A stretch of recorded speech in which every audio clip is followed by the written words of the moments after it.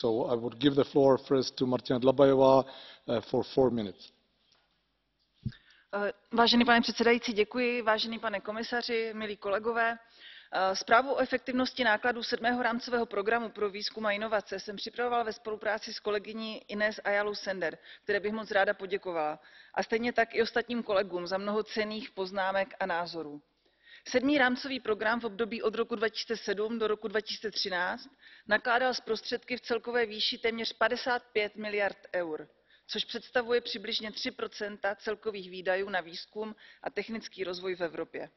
Během 7letého trvání tohoto programu bylo předloženo více než 139 000 výzkumných návrhů, z nichž bylo vybráno 25 000 projektů nejvyšší kvality, které obdržely finanční prostředky.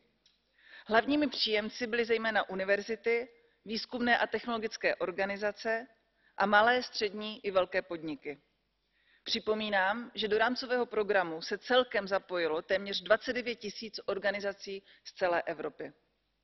Odborníci vyhodnotili tento program jako úspěšný a já se k jejich stanovisku s radostí připojuji.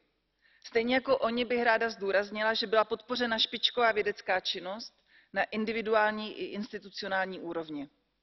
Podařilo se propojit malé a střední podniky a v rámci průmyslových odvětví navázat strategickou spolupráci a rozvíjet inovace. Chtěla bych vyzdvihnout také podporu mobility výzkumných pracovníků v Evropě, podporu investic do evropských výzkumných infrastruktur, budování komplexní sítě schopné řešit tematické výzvy, čímž je celkově posílen evropský výzkumný prostor. Jedná se o zcela konkrétní projekty, jejichž přínos pro společnost i ekonomiku je nezanedbatelný. V oblasti medicíny jde například o nové metody zjišťování cukrovky, rakoviny či Alzheimerovy nemoci, přenosné detekční nástroje a podobně. V oblasti informatiky a komunikací se jedná zejména o rozvoj internetu věcí či umělé inteligence.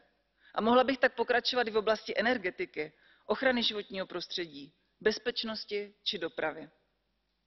Ale pozor, samozřejmě je také stále co zlepšovat. Při hodnocení efektivnosti programu jsme nalezli i spoustu slabých míst, jako je vysoká administrativní zátěž, složité právní a finanční předpisy, příliš úzký rozsah témat a výzev, nedostatečný důraz na účast průmyslu či nedostatečná komunikace.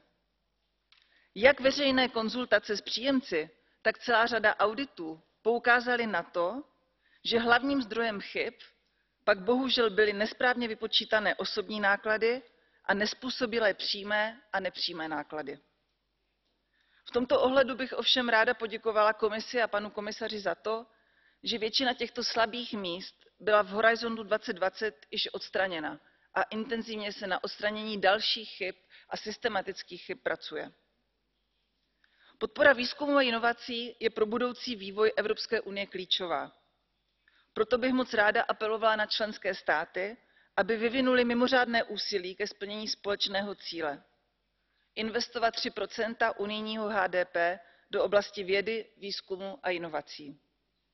Jen tak budeme moci i nadále dosahovat špičkových výsledků ve výzkumu a inovacích a přispět tak k ekonomickému růstu Unie. Děkuji vám za pozornost. Thank you very much indeed. Now for 4 minutes, Mrs. Ayala Sender. Sí, gracias, presidente. Sí, agradecerle también a mi colega, la señora Dlabajová, la buena cooperación que hemos tenido en este informe que precisamente tenía como interés el adelantarnos a posibles